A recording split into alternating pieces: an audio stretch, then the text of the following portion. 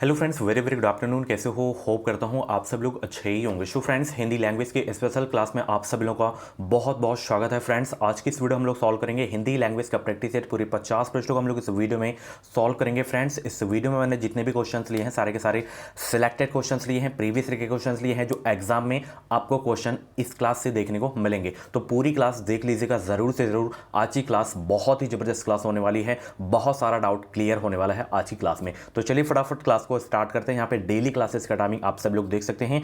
Daily सुबह 9 बजे आपकी जो है सामान्य ज्ञान की क्लास चलती है, 1:30 बजे हिंदी की क्लास चलती है, शाम 6:30 बजे सब्जेक्ट एबिलिटी एंड रीजनिंग की क्लासेस चलती हैं। तो चलिए फटाफट क्लास को स्टार्ट करते हैं। सभी को भाई वेरी वेरी गुड आफ्टरनून एक बार फिर से। सबसे पहला प्रश्न आपकी स्क्रीन पे आ गया है, हिया का तत्सम शब्द क्या है? बताएं सब लोग, हिया का जो है तत्सम शब्द क्या है? रिया या हंसना या हृदय या दिल? सभी लोग जवाब देने का प्रयास करेंगे। हिया का तत्सम शब्द क्या है? वेरी वेरी गुड आफ्टरनून भाई सभी को। Good afternoon, good afternoon. Video को लाइक शेयर करते रहो सभी लोग। तो हिया का तत्सम शब्द क्या हो जाएगा? हृदय हो जाएगा। हिया एक तद्भव शब्द है आपका, इसका तत्सम क्या हो जाएगा? हृदय हो जाएगा। तो जितने भी लोग यहाँ पे सी जवाब दिए उनका आंसर बिल्कुल सही हो जाएगा। ठीक है, अगर आप लोग मेरी हिंदी टॉपिक वाइज वाली क्लास नहीं देखे हैं तो प्ले लिस्ट में जाइए। प्ले लिस्ट में आपको सारी की सारी क्लासेस एक साथ मिल जाएंगी। इन क्लासेस की बिल्कुल फ्री में PDF डाउनलोड करना है तो टेलीग्राम ग्रुप को ज्वाइन करें। टेलीग्राम ग्रुप का नाम है एजुकेशन विद साहिल। इस वीडियो के डिस्क्रिप्शन बॉक्स में लिंक दे दिया हूं, डायरेक्ट ज्वाइन हो सकते हैं। इस बार 2023 में बेहतरीन अंकों के साथ अगर आपको बीएड में एडमिशन लेना है तो education with Sahil YouTube channel को सब्सक्राइब करें बिल्कुल फ्री में तैयारी के लिए। चलिए, अवसाद में कौन सा उपसर्ग प्रयुक्त हुआ है?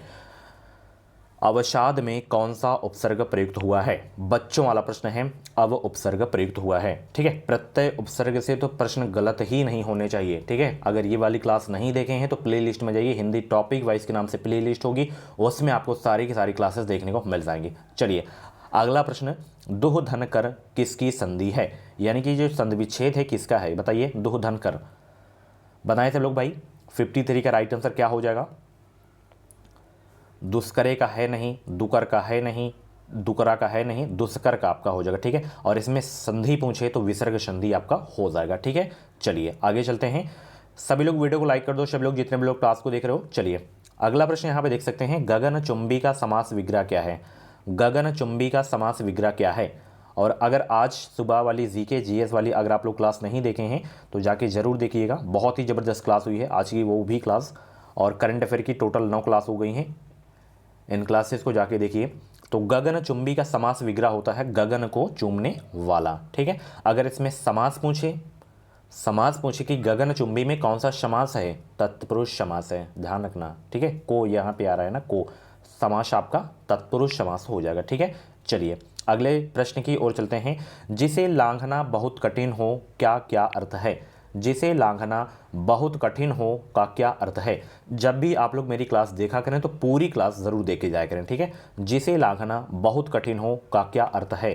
तो उसका जो अर्थ है, क्या अर्थ हो जाएगा? दुर्लंघ्य हो जाएगा। क्या हो जाएगा? दुर्लंघ्य हो जाएगा। 55 का ए आपका बिल्कुल करेक्ट हो जाएगा। छोटे छोटे ताजमहल के रचयिता कौन है? छोटे छोटे ताजमहल के रचयिता कौन है? तो देखिए, जितने भी रचना वाले प्रश्न होते हैं इनको नोट करते हुए आप लोग चला करें। ठीक है, लेखक वाले इनको नोट करना है आपको। ठीक है, तो छोटे छोटे ताजमहल के रचयिता कौन है? राजेंद्र यादव हैं। ठीक है, 56 का बी आपका बिल्कुल करेक्ट हो जाएगा। ठीक है, और जितने लोग चैनल पे नए सब्सक्राइब कर लें, बेल आइकन को ऑल पे प्रेस कर लीजिएगा ताकि कोई भी यूपी बीएड एंट्रेंस एग्जाम की अपडेट आए वो अपडेट आपको सबसे पहले हमारे चैनल के माध्यम से मिल सके। चिराग तले अंधेरा का क्या अर्थ है? बताएं सब लोग, चिराग तले अंधेरा का क्या अर्थ है? चिराग के नीचे अंधेरा रहता है, चिराग से कम रोशनी होती है, या पास की चीज़ दिखाई ना पड़ना, या दूर की चीज़ दिखाई ना पड़ना। तो चिराग तले अंधेरा का जो अर्थ होता है, ध्यान रखना, इसका अर्थ होता है चिराग से कम रोशनी होती है। ठीक है, 57 का बी आपका बिल्कुल करेक्ट हो जाएगा। अगले प्रश्न की ओर चलते हैं। अगला प्रश्न आपकी स्क्रीन पे आ गया है, तरनी तनुजा तट तमाल तरुवर बहुछाय में कौन सा अलंकार है? बताएं सब लोग, तरनी तनुजदा तट तमाल तरुवर बहुछाय में कौन सा अलंकार है? तो यहां पे देखिए, ता वर्ण की आवृत्ति हो रही है, ता वर्ण की आवृत्ति हो रही है, तो यहां पे ता वर्ण की आवृत्ति हो, अनुप्रास अलंकार हो जाएगा। ठीक है, कोई भी अक्षर हो और उसकी बार बार आवृत्ति हो तो वहाँ पे अनुप्रास अलंकार आपका हो जाएगा। ठीक है, चलिए डी आपका बिल्कुल करेक्ट हो जाएगा। चलिए 52 के तोले पावरत्ती का क्या अर्थ है, बताएं सब लोग। 52 के तोले पावरत्ती का क्या अर्थ है? 59 का जवाब दें सब लोग। गुड आफ्टरनून भाई, सभी को गुड आफ्टरनून। 52 के तोले पावरत्ती का क्या अर्थ है? बिल्कुल ठीक हिसाब। क्या इसका अर्थ है? बिल्कुल ठीक हिसाब। 52 के तोले पावरत्ती का क्या अर्थ है? बिल्कुल ठीक हिसाब। 59 का ए आपका बिल्कुल करेक्ट हो जाएगा। शेर के कान कतरना मुहावरे का क्या अर्थ है? बताइए सब लोग, शेर के कान कतरना मुहावरे का क्या अर्थ है? शेर से खेलना, या सीधा होना, या प्रभाव स्थापित करना, या बहुत चालाक होना। शेर के कान कतरना मुहावरे का क्या अर्थ है? बहुत चालाक होना। 60 का सी आपका बिल्कुल करेक्ट हो जाएगा। ठीक है, और साथ ही इस क्लास में हम लोग बात करेंगे यूपी बीएड एंट्रेंस एग्जाम 2023 के बेस्ट बुक के बारे में, जो कि है चक्षु प्रकाशन की बुक। आप लोग इस बुक का कवर पेज देख सकते हैं। कला वर्ग की ये स्टडी गाइड बुक है। इस गाइड बुक में आपको 2700 से ज़्यादा इंपॉर्टेंट क्वेश्चन 6 सॉल्व पेपर 17 से 22 तक के आपको देखने को मिल जाएंगे। पूरा थ्योरी वाइज इस बुक में दिया गया है, नए पैटर्न पर आधारित है, परीक्षा पद्धति पर आधारित है। यह पुस्तक हर हाल में अन्य पुस्तकों से श्रेष्ठ है। अंदर का आप लोग यहाँ पे देख सकते हैं, ये एग्जाम पैटर्न दिया गया है एंड यहाँ पे इसकी विषय सूची आप लोग देख सकते हैं। तो बीएड एंट्रेंस एग्जाम का जितना भी ऑफिशियल सिलेबस है, पूरा सिलेबस कंप्लीट किया गया है इस गाइड बुक में। यहाँ पे 22 का पेपर भी आप लोग देख सकते हैं। तो बहुत ही अच्छी बुक है। चक्षु प्रकाशन की बुक से आप लोग अपनी सरकारी सीट की तैयारी कर सकते हैं। गाइड के अलावा चक्षु प्रकाशन की प्रैक्टिस सेट की बुक भी आती है, तो अपनी और भी अच्छी तैयारी के लिए इनकी प्रैक्टिस सेट की बुक ले सकते हैं। प्रैक्टिस सेट की बुक में आपको 3900 से ज़्यादा important question, 6 solve paper, 15 practice set आपको अलग से देखने को मिलेंगे। तो वीडियो के डिस्क्रिप्शन बॉक्स में दोनों बुक्स की लिंक दे दिया हूँ। ऑफलाइन ऑनलाइन हर जगह आपको ये पुस्तक मिल जाएंगी, स्क्रीनशॉट ले लीजिएगा। जबरदस्त बुक है बीएड एंट्रेंस एग्जाम 2023 के लिए। अगला प्रश्न आपकी स्क्रीन पे आ गया है, सुरीला का विलोम क्या होगा? बताएं सब लोग, सुरीला का विलोम क्या होगा? 61 का जवाब दें सब लोग। सुरीला का विलोम क्या हो जाएगा? सुरीला का विलोम क्या हो जाएगा? बेशुरा हो जाएगा। कि क्या हो जाएगा? बेशुरा हो जाएगा। ठीक है, चलिए निम्नलिखित में से कौन सी पूर्वी हिंदी की बोली है? 62 का जवाब दें। निम्नलिखित में से कौन सी पूर्वी हिंदी की बोली है? वीडियो को लाइक नहीं करते हो आप लोग, प्लीज़ वीडियो को लाइक करो और चैनल को सब्सक्राइब कर लें, इस बार सरकारी सीट लेना है। तो निम्नलिखित में से कौन सी पूर्वी हिंदी की बोली है? तो इसमें बघेली पूर्वी हिंदी की बोली है। 62 का ए आपका बिल्कुल करेक्ट हो जाएगा। चलिए निम्नलिखित में से कौन सी जो है पहाड़ी भाषा की बोली है? देखिए बोली से प्रश्न आते हैं। अगर बोली वाली क्लास मेरी नहीं देखे हैं, जो टॉपिक वाइज वाली क्लास करवाया हूँ, उस क्लास को अगर नहीं देखें तो जाके देखिए, बहुत ही ज़बरदस्त क्लास हुई है। बताइए पहाड़ी भाषा की बोली है कौन सी इसमें? तो कुमायूनी, गढ़वाली, पश्चिमी पहाड़ी, ये सब पहाड़ी भाषा की बोली हैं। तो डी आपका बिल्कुल करेक्ट हो जाएगा। दाजू कहानी किसकी रचना है? Very very most important question है। कतई जहर वाला प्रश्न है, स्टार लगा के नोट कर लीजिएगा। कई बार ये प्रश्न पूछा जा चुका है एग्जाम में। दाजू कहानी किसकी रचना है? 64 का जवाब देने का प्रयास करेंगे। दाजू कहानी किसकी रचना है? ये शेखर जोशी की है, नोट कर लीजिए सभी लोग। बी आपका बिल्कुल करेक्ट हो जाएगा। जूही की कली किस कवि की प्रथम रचना है? 65 का जवाब दें। जूही की कली किस कवि की प्रथम रचना है? 65 का जवाब देने का प्रयास करेंगे। निराला जी की, या महादेवी वर्मा जी की, या प्रसाद जी की, या सुमित्रा नंदन पंत जी की? तो ये सूर्यकांत त्रिपाठी निराला जी की है जूही की कली। ठीक है, निराला जी की ये प्रथम रचना है जूही की कली। 65 का ए आपका बिल्कुल करेक्ट हो जाएगा। अगला प्रश्न आपकी स्क्रीन पे है, ऋण जल धन जल किसका रिपोर्टाज है? 66 का जवाब देने का प्रयास करेंगे। ऋण जल धन जल किसका रिपोर्टाज है? तो ये ध्यान रखना, ये है फणीश्वरनाथ रेणु जी की। ठीक है, 66 का ए आपका बिल्कुल करेक्ट हो जाएगा। कतई जहर वाला प्रश्न, कौन सी रचना रेणु की नहीं है? बताएं इसमें। मैला आंचल ये फणीश्वरनाथ रेणु की है, बहुत ही इंपॉर्टेंट है ये रचना, मैला आंचल रेणु जी की है। ठीक है, तो यहाँ पे परती परिकथा, पलटू बाबू रूट, ये सब फणीश्वरनाथ रेणु की रचना है। इसमें देहाती दुनिया नहीं है। देहाती दुनिया जो है फणीश्वरनाथ रेणु की रचना नहीं है। अच्छा, देहाती दुनिया किसकी है? तो ये शिव पूजन सहाय की है। किसकी है? शिव पूजन सहाय की है। नोट कर लीजिए, नोट करना है तो शिव पूजन सहाय की देहाती रचना है। ठीक है, बाकी मैला आंचल फणीश्वरनाथ रेणु की मोस्ट इंपॉर्टेंट रचना है, तो नोट कर लीजिएगा, मैला आंचल कभी गलत नहीं होना चाहिए, फणीश्वरनाथ रेणु की है। चलिए कौन सही सुमेलित है इसमें? बताइए कौन सही सुमेलित है? तो देखिए यहाँ पे नीचे से स्टार्ट करते हैं। तितली, ये तो जयशंकर प्रसाद जी की है। किसकी है? जयशंकर प्रसाद जी की है, नोट कर लीजिए, ठीक है। और यहाँ पे देहाती दुनिया अभी मैंने बता दिया, शिव पूजन सहाय जी की है। Train to Pakistan, train to Pakistan किसकी है? तो ट्रेन टू पाकिस्तान खुशवंत सिंह की है। किसकी है? खुशवंत सिंह की है, ठीक है। और यहाँ पे अंतिम अरण्य, यही केवल आपका सही है, ये निर्मल वर्मा जी की है, ठीक है। बाकी जो अशक्त थे, सुमेलित थे, उनको भी मैंने बता दिया है, ठीक है। नोट कर लीजिएगा आप लोग। चलिए वीडियो को लाइक कर दो सब लोग, फटाफट वीडियो को लाइक करो और शेयर भी कर दो, ताकि और सारे बच्चे ज्वाइन हो सके हमारी क्लास से, उनकी भी ज़बरदस्त तैयारी हो सके। चलिए, कौन सही सुमेलित नहीं है इसमें भी आपको बताना है। 69 का जवाब देने का प्रयास करेंगे, सभी लोग जवाब देने का प्रयास करेंगे। कौन सही सम्मिलित नहीं है? 69 का जवाब देने का प्रयास करेंगे। आंसर सोचने का ज़्यादा समय चाहिए तो आप लोग वीडियो को रोक भी सकते हैं। शतगति प्रेमचंद बिल्कुल सही है। रसप्रिया रेणु जी की है। जिंदगी और जोंक ये अमरकांत जी की है। कोसी का घटवार ये मोहन राकेश का नहीं बल्कि शेखर जोशी जी का है, ठीक है। तो डी वाला आपका सुमेलित नहीं था। कोसी का घटवार किसकी है? शेखर जोशी की है, ठीक है। चलिए, सा के उच्चारण में जिह्वा किस अंग का स्पर्श करती है? देखिए उच्चारण स्थान से प्रश्न आते हैं, तो इस वाले सा की बात करें तो तालु हो जाएगा, इस वाले सा की बात करें तो दंत से हो जाएगा, ठीक है। इस वाले सा की बात करें तो मूर्धा से हो जाएगा, ठीक है। तो तीनों सा मैंने बता दिया, याद कर लीजिएगा, ठीक है। अगर का वर्गी की पूछे तो इसका उच्चारण स्थान जो है कंठ से होता है। चा वर्ग की बात करें तो तालु से होता है। टा का मूर्ध से होता है, ठीक है। ता का दंत से होता है। पा वर्ग का उच्चारण स्थान ओष्ठ से होता है। तो उच्चारण स्थान से 100% क्वेश्चन आएंगे, ठीक है। 2 प्रश्न फिक्स हैं। चलिए, वा का उच्चारण स्थान किससे होता है? वा का उच्चारण स्थान, इसको भी नोट कर लीजिएगा। वा का उच्चारण स्थान किससे होता है? दंतोष्ठ से होता है। नोट करिए फटाफट। 71 का बी आपका बिल्कुल करेक्ट हो जाएगा। चलिए, वयोवृद्ध का सही संधि विच्छेद क्या हो जाएगा? वयोवृद्ध का संधि विच्छेद क्या होगा? बताएं सब लोग। वयोवृद्ध का संधि विच्छेद क्या हो जाएगा? वयः धन वृद्ध हो जाएगा। विसर्ग संधि इसमें हो जाएगा। कौन सी संधि? विसर्ग संधि हो जाएगी, ठीक है। चलिए आगे चलते हैं। संकल्प का सही संधि विच्छेद क्या होगा? संकल्प का सही संधि विच्छेद क्या होगा? सभी लोग जवाब देने का प्रयास करेंगे। संकल्प का सही संधि विच्छेद क्या होगा? और कुछ भी डाउट्स वगैरह हो तो आप लोग टेलीग्राम पे मैसेज कर सकते हैं या इंस्टा पे मैसेज कर सकते हैं। तो संकल्प का सही संधि विच्छेद क्या होगा? शम धन कल्प हो जाएगा। क्या हो जाएगा? शम धन कल्प हो जाएगा। 73 का बी आपका बिल्कुल करेक्ट हो जाएगा। चलिए, भो धन अन की सही संधि है क्या? भो धन अन की सही संधि है, यानी कि भो धन अन जो है किसका संधि विच्छेद है ये आपको बताना है। भुवन का नहीं, भौन का नहीं, भौन का नहीं, भवन का सही संधि विच्छेद क्या होता है?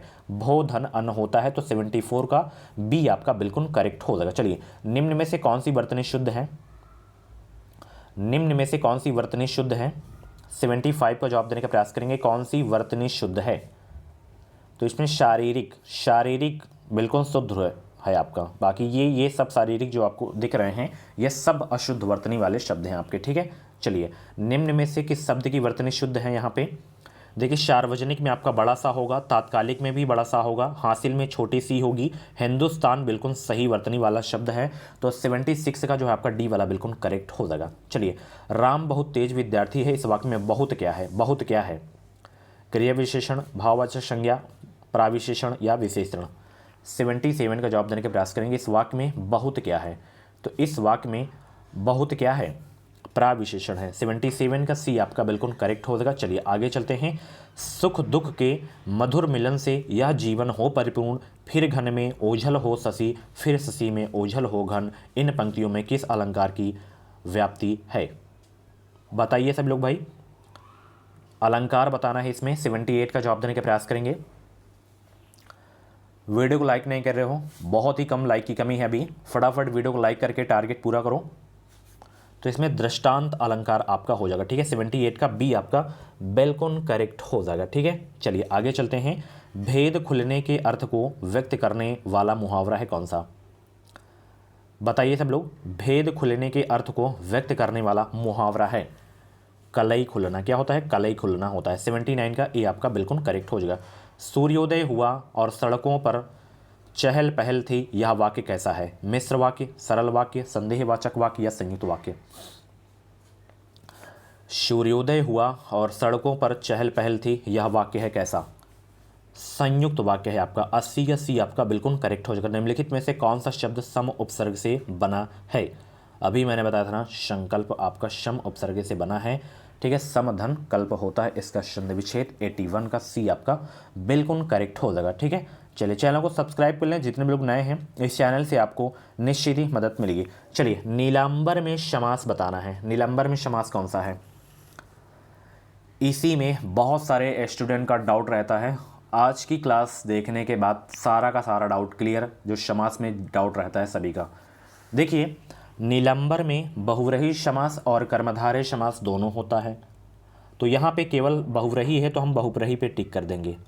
अब अगर यहाँ पे एक ऑप्शन में कर्मधारय भी दे देता, देगू की जगह पे कर्मधारय दे देता, तो हम उस स्थिति में किसको हम टिक करते, किसको सही मानते? तो हम उस स्थिति में बहुव्रीहि को मानते।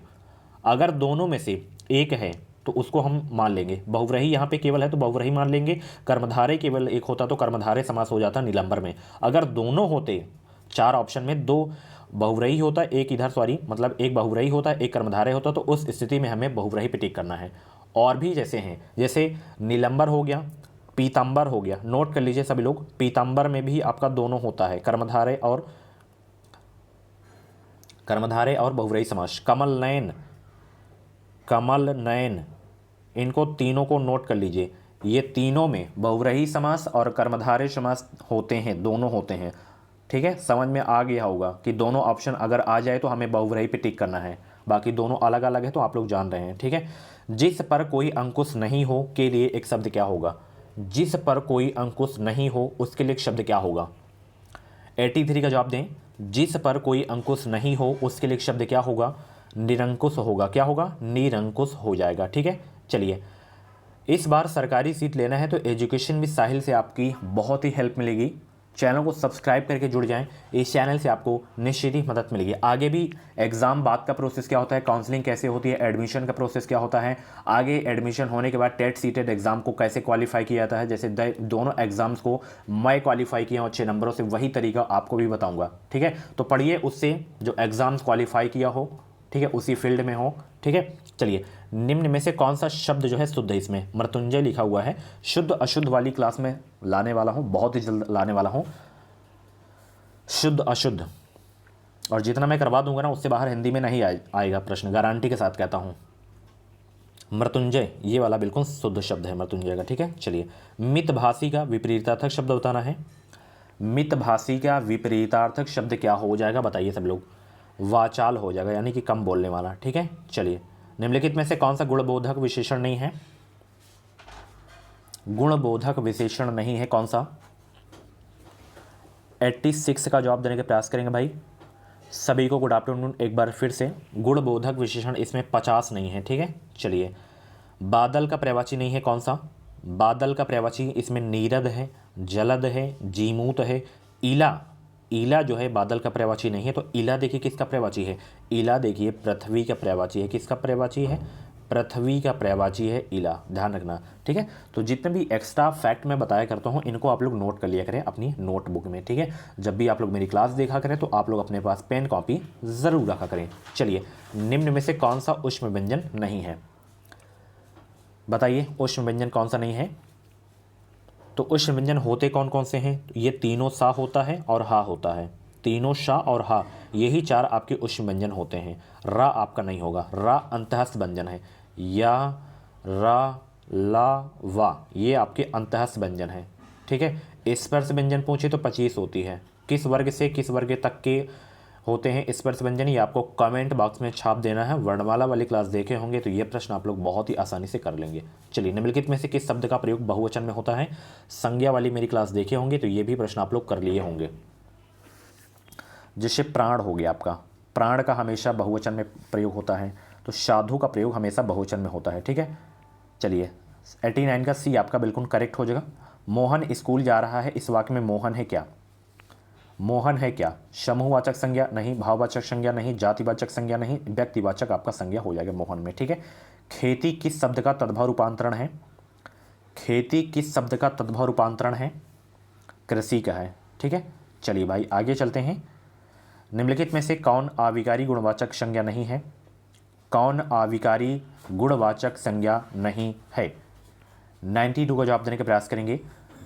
कौन अविकारी गुणवाचक संज्ञा नहीं है? काला नहीं है। ठीक है, चलिए आगे चलते हैं। निम्नलिखित में से कौन से विशेष शब्द में यण संधि है? यण संधि बताना है आपको। पित्रादेश में आपका यण संधि हो जाएगा। ठीक है, चलिए सीता पानी पीती है, इस वाक्य में वाच्य का कौन सा रूप प्रयुक्त है? सीता पानी पीती है, इस वाक्य में वाच्य का कौन सा रूप प्रयुक्त है? कर्मवाच्य हो जाएगा। ठीक है, किस रचनाकार ने हिंदी भाषा को जो है हिंदवी कहा था?